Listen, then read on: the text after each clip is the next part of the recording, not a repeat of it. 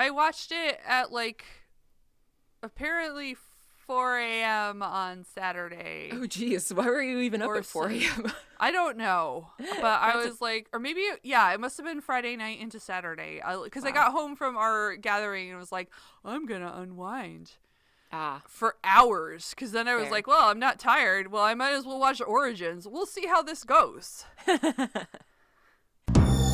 to Stargazing, patrons only party.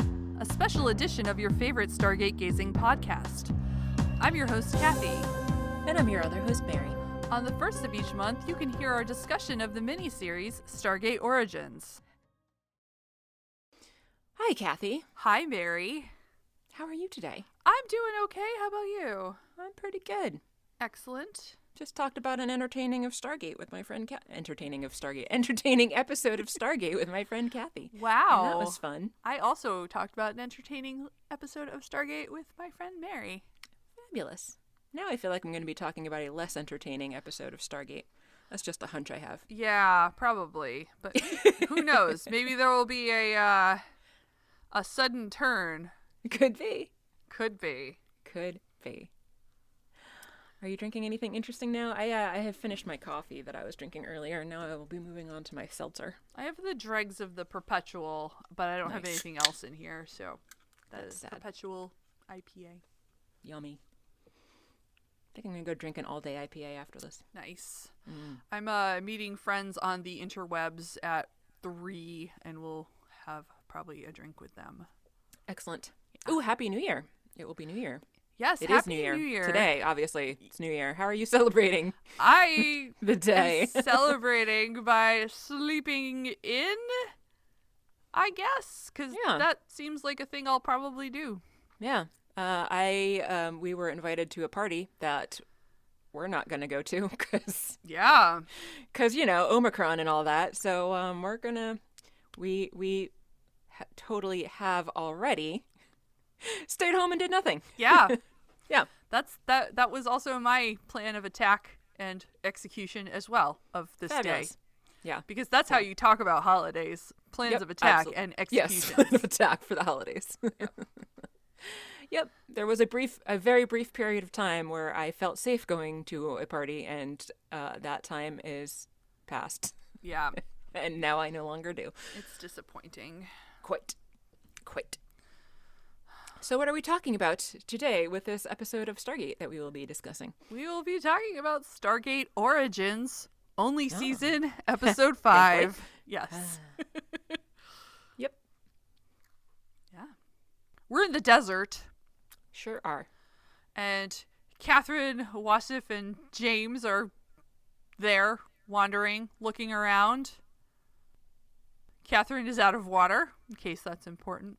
That sucks. Yeah. It's the desert. I would think that would be important. Yeah. Was there a flash of a baby? There is. In my head. Yeah. Yes. Back in the temple, the queen lady is holding a baby and dripping milk on its face, which is weird. Yeah. And that was the first scene. Yep. Thrilling. It was thrilling. It was very exciting. Yeah. In the temple, a conversation takes place between the queen lady that's got like the dark eye mask and the weird headgear that looks kind of like feathers, and the cool badass warrior chick that we met last time. They both have gold eyes, which made me think of The Witcher, which we have been watching recently because the new season has just come out. I have not seen that. I enjoy it. It's nice. I find it to be an enjoyable show. These people, however, are not Witchers, though, because they are Goa'uld and they speak with resting hagfish voice. The queen lady is scolding the badass warrior for not being able to beat the Earth people because all the other Earth people have surrendered so quickly, but the warrior person, who I still don't think we have names for either of these people yet, do we? I did not catch any. Aware of? Okay. So the warrior says that she's going to go and find them and that Ra's going to be there soon and learn about those invaders. Baby starts crying for reasons, probably because the mom queen was only dripping milk on its face and not actually feeding it. I would find that upsetting also, I believe, if I was a baby. The warrior continues to talk about how Ra is going to also learn of the Hersisis here the Hersisis, whatever that is. Yeah. That is a baby born of 2 gold hosts. Oh, that's right. Okay.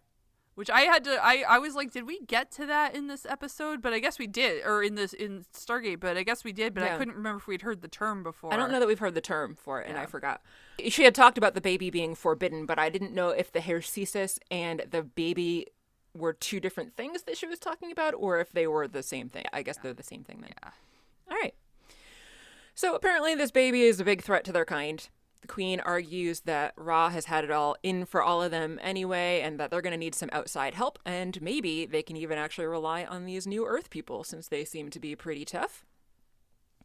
The warrior lady says that she's not convinced because Earth people are way too unpredictable if they haven't been properly tamed, and she thinks that the Queen is becoming reckless. But the Queen is pretty angry to be hearing the warrior talk back the way that she is. And she says she's not going to waste the gift of her resurrection. She's well aware of her place of privilege here. And the warrior leaves. Yay. Yeah. Back in the desert, our favorite people are walking. There are 4 of them because it's Catherine, James, Wasif, and that random guy, right? Yep. Like that, yeah. Who turns out to not be so random in a minute. Yeah. They recognize that this looks a lot like Egypt for some reason. Yeah. Yeah. Because it's a desert. I like that Wasif is like, yes, very sandy. Yes. The 4th of their party says something in a different language to Catherine.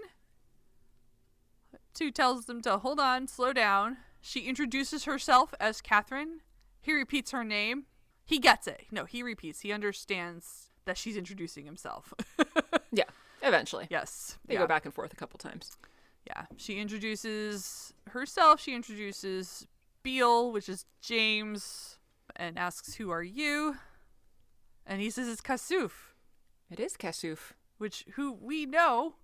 We do. We do. So this is a way younger Kasuf than we've seen before. Yes. Or Kasuf as he pronounces yes. it, but then they can't get it, so he settles on Kasuf and laughs at them. Yeah. So they've all introduced themselves. They're very delighted to meet each other. He heads off, and Catherine shouts at him, but he doesn't stop. So, great. They're all doing great. They're feeling great. Everything's great. Wasif was like, we need to lay low. Let's find somewhere safe. Catherine wants to find her dad. James is like, one thing at a time. They're bickering about finding dad. Mm-hmm. Blah, blah, blah. So much bickering. Yeah, but never not bickering. Lay low? Yes. What about my father? One thing at a time, Kat. Well, those footprints in the temple could be my father's. Those could have just as easily been left by that warrior. nope. Kasuf calls to them, though, and they head on with him. They reach a tent or a village. A tent in a village, perhaps. Sure. Yeah, and Kasuf makes a run for it. And they follow. Oh, no, it's just the one tent. Okay, sorry. Yeah, this was but me. it's like a giant tent, like a village-sized. Yeah, it's just the one tent. But it's very big. So, yes, they've reached a big village tent. Yeah.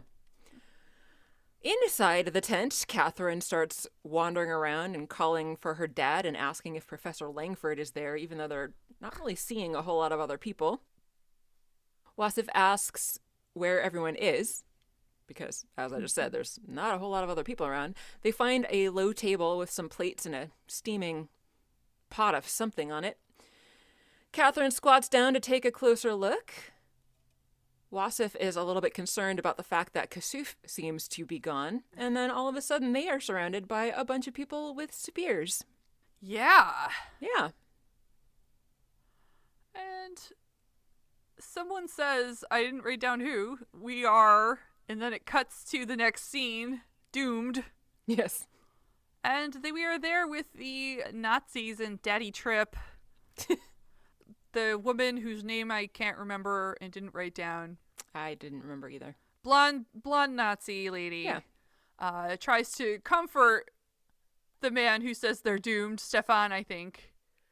Yeah. She's like, Heinrich. Remember Heinrich, right? He can help them.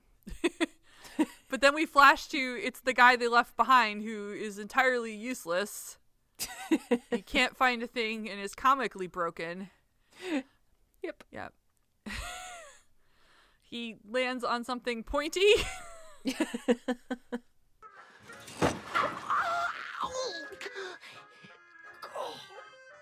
They really should not rely on Heinrich. No. Nope. He seems pretty incompetent, inept. So she continues to try to distract him by pulling out the video camera and telling him he's got a good presence. But the other guy, Brooker? What's up, Brooker? Brooker. Is like, you suck. And basically. Essentially, yeah.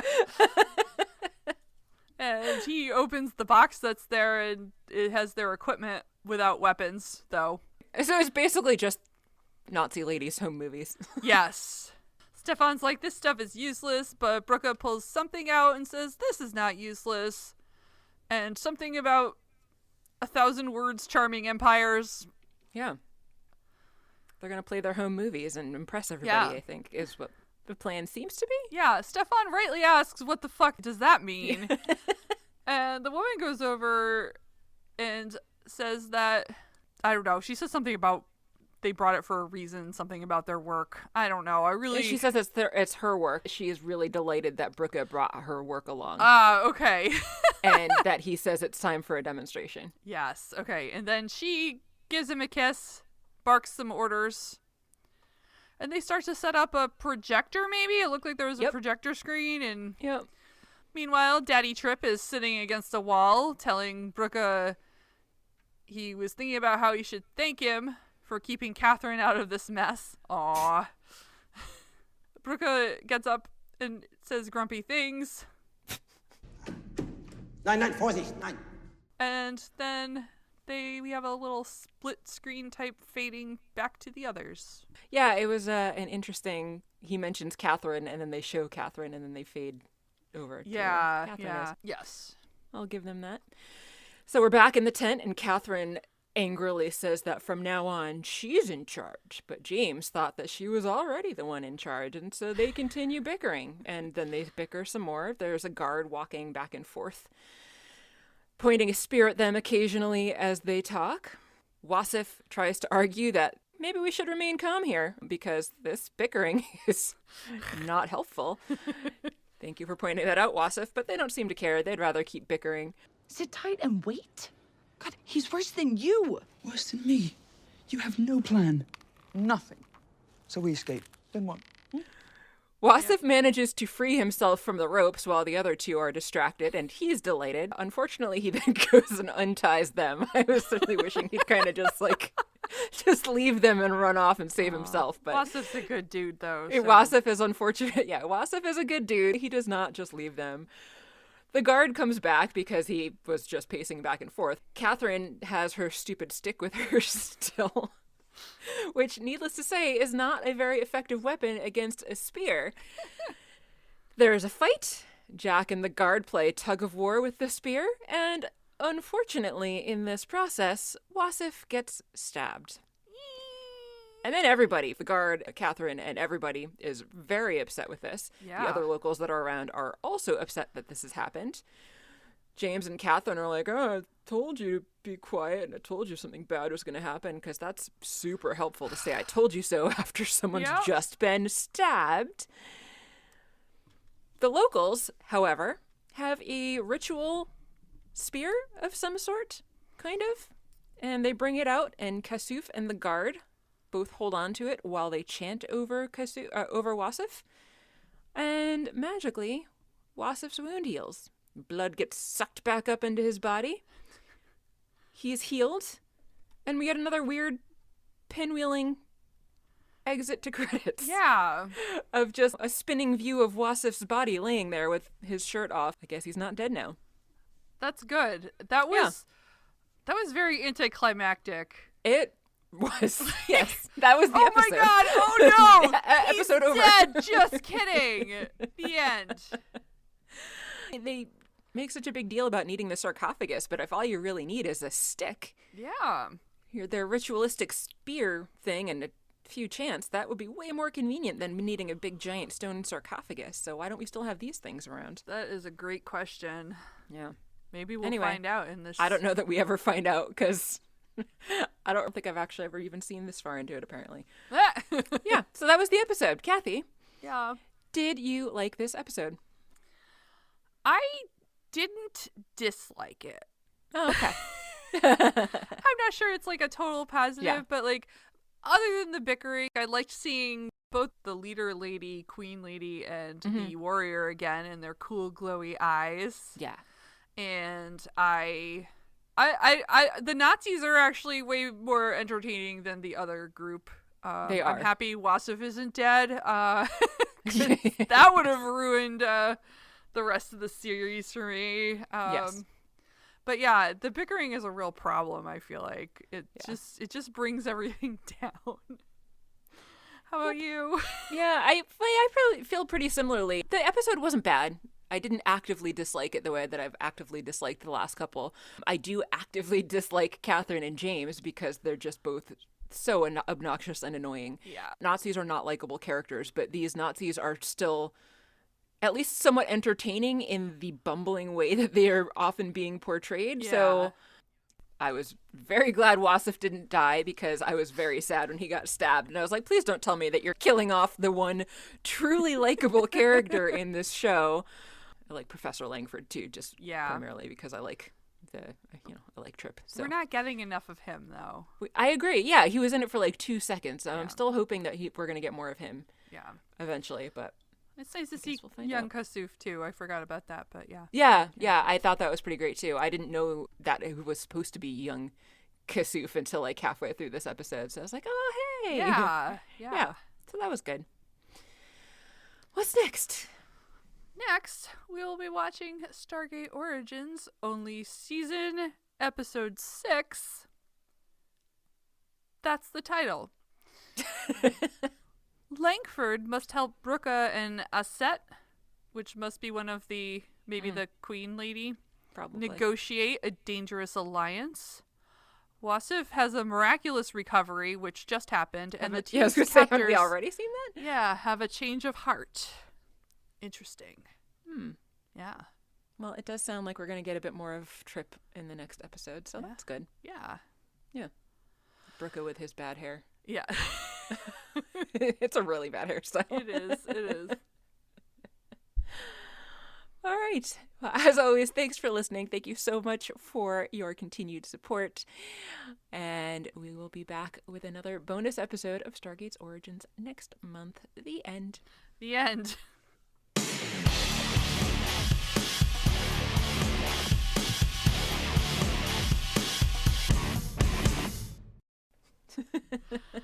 I hope someone's enjoying this because I hope so.